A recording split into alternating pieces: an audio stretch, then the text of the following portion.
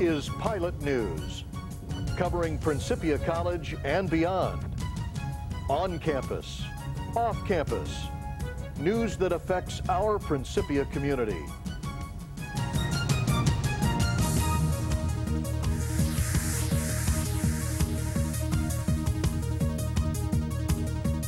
Campus news.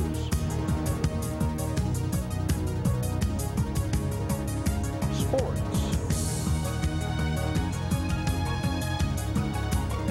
People. Events. We go where the news is, bringing you fair and full coverage. From the Templin TV studio, this is your Pilot News. Hello and welcome to PC News. I'm Jesse Sanders alongside David Bates, Kayla Gillum has sports, and Christy Coddington has a special segment report on the Pan-African Conference. Here are this week's top stories. Gas prices have been on a roller coaster ride over the past few months because of the hurricanes down south. Prices here in the St. Louis area climbed to over $3 a gallon at some stations. Now that prices have eased back down a bit, drivers are breathing a sigh of relief. Or are they holding their breaths? Will prices remain steady, rise, or even drop? I had the opportunity to take a closer look at the issue. It's a complaint heard from any driver. High gas prices, but why are they up? And when will they come down? Economics professor Tom Davidson says there are three reasons why we're experiencing high prices for fuel. He says there's an increase in world demand, and supply is simply running out. Also, the U.S.'s refining capacity is just simply maxed out. In the short term, they're not going to come back down to where they were 6 or 8 months ago, $1.75 or something like that. And the reason that's driving that is the increased world demand. Once the U.S.'s refining capacity gets back to normal, Davidson predicts prices will return to about $2.25 per gallon. That would be great news for senior Andrew Packer, who routinely pays over $40 to fill up his Toyota Land Cruiser. This one gets probably about 15 miles to the gallon, just all my driving around here. And really, gas prices here are finally about what they were in California over the summer, so it doesn't seem as bad to me as it might to some other students. It's not so bad for junior Jeff Walter. Whenever he drives his parents' Toyota Prius, he gets 3 times the fuel efficiency as Packer. It was great to take it on my trip to Champaign because I paid half of as much as if I just taken a normal car. So, I mean, you know, I'm burning less gas, putting less CO2 in the air, and I'm not paying as much, so it's great all around. Davidson says alternative solutions like the hybrid Prius will soon make more economic sense in the future as the supply of gas becomes sparse. I don't think in the United States, our culture, we're ever going to move away from dependence on the automobile.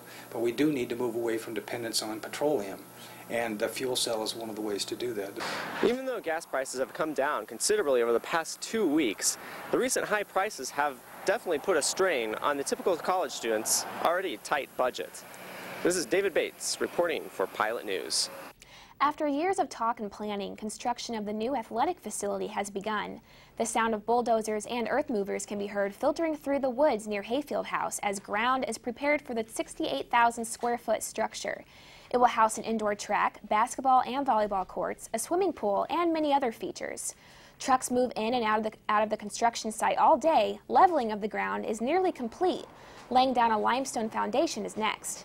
So far, the construction remains on schedule for an early 2007 opening. On homecoming weekend, students and visiting alumni were given a chance to see and discuss artist sketches of what the completed training facility will look like. A groundbreaking ceremony was held on the outdoor track before the start of the football game against Crown College. The fundraising committee for the new facility has decided to name the training center after retired Principia football coach Jim Crafton.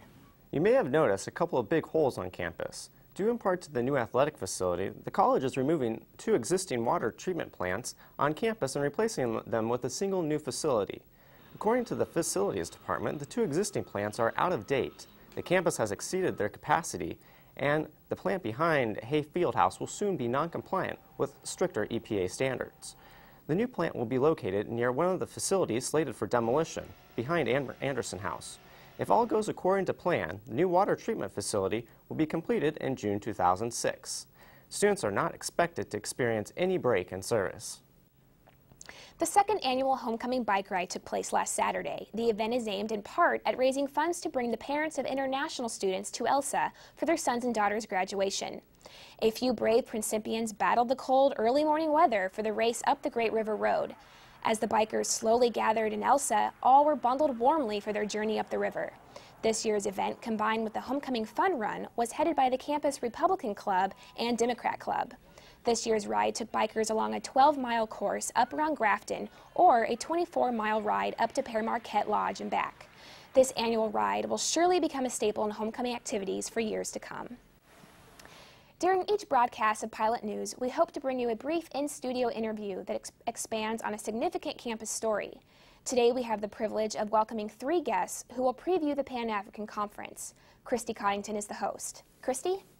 Thanks, Jessie. While America remains preoccupied with the war in Iraq and the fight against terrorism, another part of the globe is demanding attention. War, famine, disease, and failing economies are all taking a toll on Africa. Principia is playing a role by focusing attention on the continent's plight. The college's 6th annual Pan-African Conference is scheduled for this weekend. It's titled Rebuilding Africa, Whose Responsibility? And will explore solutions to the continent's difficult problems. Joining us today to preview the conference is Letitia Oheni-Efa, Senior Program Officer with Opportunities Industrialization Centers in Accra, Ghana, and a conference participant, and Sten Palmer and Sambo Nkwazi, the 2 student organizers of this year's conference. Welcome, everyone. Letitia, let's start with you. Development begins with a change of attitude and a change of mindset. So if we can just pique people's curiosity, ignite their curiosity to learn, to know, that's a first step. So the conference begins with that because it creates a platform where people would get to know more about the continent in general, the people who live on the continent, and some of their plagues and some solutions to it.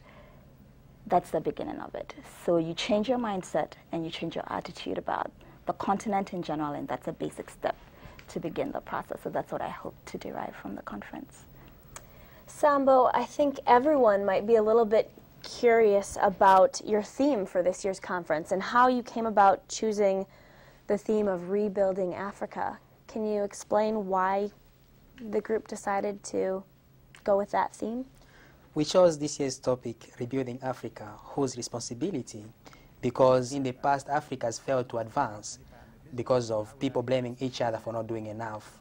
We thought it's high time that each one of us, Africans and non-Africans, take a part in rebuilding Africa. By working collectively, I think we can achieve a lot. Rusesabagina, our keynote speaker, has shown that individuals can have a great impact, and many multilateral organizations also are working in developing Africa. So by working together, we can all achieve something. You live in Malawi in Africa and have experienced some first-hand problems, issues that we're going to be learning about and in this conference. And could you explain a little bit about how you are going to be using this conference and how it'll help you change your view? I hope the conference will enable me to deepen my understanding of issues that are taking place in Africa with our array of speakers and panelists who are very much involved in the development of the African continent. I think I can be able to learn a little bit more of how I can be involved in contributing to the development of Africa. Sten, now in talking with you before we did this interview, you said that you were a little bit late in joining the group of people getting ready for the Pan-African Conference. What was it that excited you about it and made you want to join in? There was a late call. There weren't as many people involved as everyone had initially anticipated. As it stands, our board members are entirely made up of international students. So I find this topic and just the conference itself so pivotal to get domestic and international students involved.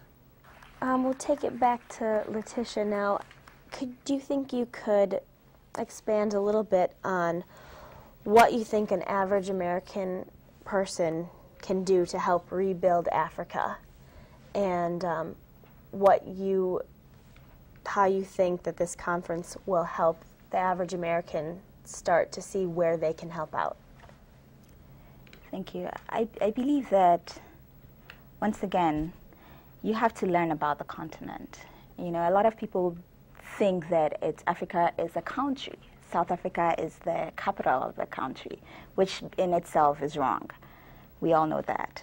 So beginning to learn, the average person can learn and know more. I think there's more publicity on these actors and actresses in America than there is anywhere else in the world, and more publicity on the things that are going wrong, especially the wars, etc., than what's actually the good things about Africa. Because there's some good, and obviously there's some bad, because it's a continent that has failed to grow in the last 40 years. So there's some good and there's some bad. So begin to learn, begin to find out what's happening over there. What are some of the good things over there? When you visit an African country, for example, take pictures of developed things as opposed to a little child on the street who's naked or who's not eating something right. So these are some of the things. Like I said before, it's a change of mindset, it's a change of attitudes. So we need to learn, and we need to take that step to be hungry for that kind of knowledge. That is what the average American can do. On the corporate side of things, for the average American, every company has its principles and philosophies. Under these principles and philosophies comes in the policies and the practices. And you always find that there's some level of disconnect between the policies and the practices. We need to bridge that gap. And these are a few of the steps we can take in the process. I'm afraid that's all we have time for today. Thank you, Letitia, Sambo, and Sten. Thank you. We really appreciate your insights. Hopefully the conference will generate some ideas that can be put into use in Africa. Jesse and David, back to you. Thanks, Christy. All resolutions and strategies thought of at Saturday's roundtable discussion will be forwarded to the United Nations and think tanks that are involved in Africa's rebuilding. If you're interested in attending the conference this weekend, please check the Print website for details. You definitely don't want to miss the conference keynote and moral courage lecture Friday night. It will be given by a man whose moral courage was portrayed in a Hollywood film. Paul Rusesabagina is the real-life hero of the movie Hotel Rwanda. The program starts at 8 p.m. Friday night in Cox Auditorium. A number of resident councilors resigned from their jobs last spring for a variety of reasons. But that loss has meant a new crop of RCs has joined the community this fall. In the first of a two-part series, our Christy Connington meets the new RCs, starting with Christy Ellington and Jeannie Snyder. This place is such a great place to explore ideas, and the conversations you get to have with students and faculty are so much fun. I'm just attracted to those conversations and the exploration of ideas that you get to do here at PRIN. Doing leadership training is something I think PRIN is very involved in, as far as being involved in training leaders to really impact our world. I don't think of myself as a mom. I would say maybe an older sister, in the way of having some experiences and knowing what it's like to have graduated from PRIN and being kind of in the work world for a while and having some experiences that could be very beneficial to students as they're getting ready to graduate and moving into their own job experiences. It's rewarding to me to be able to learn from them. I love working with the girls. Brooks House is awesome. We're having a great time. Well, I always wanted to be a resident counselor on the PRIN campus, and saw the opportunity in the jobs section and decided that I would apply for that. It was great. It was tiring, but it was great, and they seemed to like me, so here I am, hopefully going to be doing a good job for y'all. Being a mom was number one, and to serve the cause of Christian Science just called to me to be here and see what I could do to help Principia grow. With a cohesive blend of personalities, the new RCs are sure to bring a year full of fresh experiences while maintaining Principia's most treasured traditions. This has been Christy Coddington with Pilot News. Kayla Gillum is here with the Sports Report. She's going to take a look at men's soccer and also a feature on an Olympic hopeful who's enrolled at PRIN this fall. Kayla? Thanks, Jesse. Since arriving back home from Spain in late August, the men's soccer team has been working hard here in the United States. With the regular season drawing to a close, the team is fighting for a position in the conference tournament. The Panthers need to win their final 3 games to advance to the tournament. Although their record is around 500, their games have been close and they've given up very few goals against. Last weekend's hard-fought 1-1 tie against rival Greenville typifies how the season has unfolded. Still, the trip to Europe has helped draw the team together. Goalie Matt Munhall feels there's a distinct sense of equality and brotherhood amongst the players.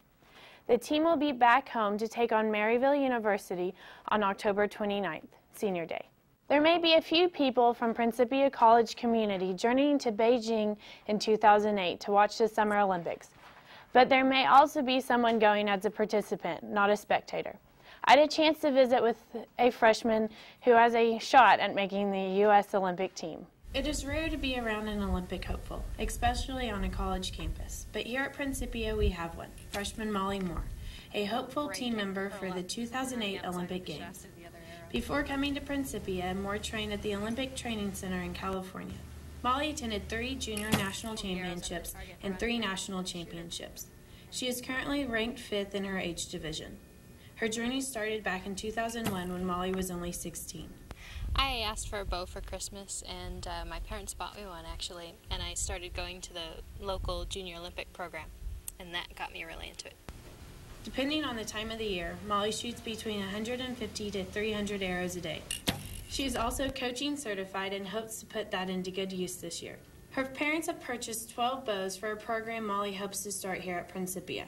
I'm hoping to get an archery club going on at Principia. I should have actually some bows in about 2 weeks. I'll have a dozen bows, so anyone who wants to can come down and shoot. Because archery is such a mental sport, Molly says she's constantly using Christian Science in practice and competition. Molly is hoping to get international experience over the next 2 years before tackling Beijing in 2008. I am an Olympic hopeful. That means when 2007 rolls around, I'll actually be going to the trials, and I'm going to do my best to make it onto the team. My coach says that I have a good chance of making the team, so I'm keeping my fingers crossed. Molly's dad once offered her a laptop if she reached a score she'd been striving for. Molly received that computer, but now she is going for something more valuable: Olympic gold. From outside of Hexburg, this is Kayla Gillum for PC News. A week from today at 8 p.m., the St. Louis campus will play host to Monitor Night Live. This year's panel will consist of 4 senior writers and editors, plus the new editor-in-chief, Richard Bergenheim. The group will discuss major news stories and add behind-the-scenes insights as well as analysis. The 4 topics slated for discussion are White House and congressional news, business and economic news, international news, and education. To sign up for a ride, see Tim Booth in the concourse Monday, Tuesday, or Wednesday next week at mealtimes.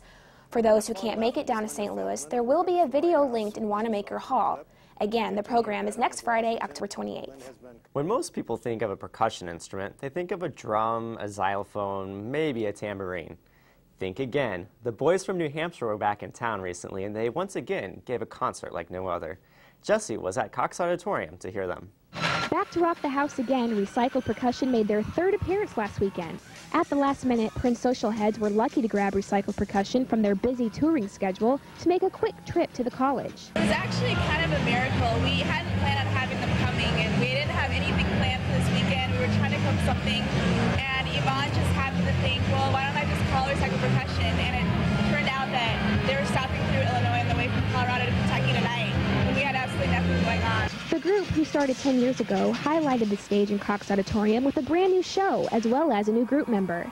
The guys of Recycled Percussion say they love coming to Principia because they can feel how much the student body appreciates their music. We like it because it's off the beaten path a little bit. You know, a lot of times we spend a lot of our times in big cities, playing places, and we get a lot of attention, and we know that the kids enjoy it, and it's worth coming to. Hopefully we'll come in every year, no matter how big the band gets, just to celebrate being here. And indeed, the crowd sure does enjoy them. The majority of the concert had the audience out of their chairs and up on their feet, cheering and dancing to the various sounds made by the instruments some people would call trash. One girl in the audience won a pair of the band's drumsticks, autographed with each member's signature.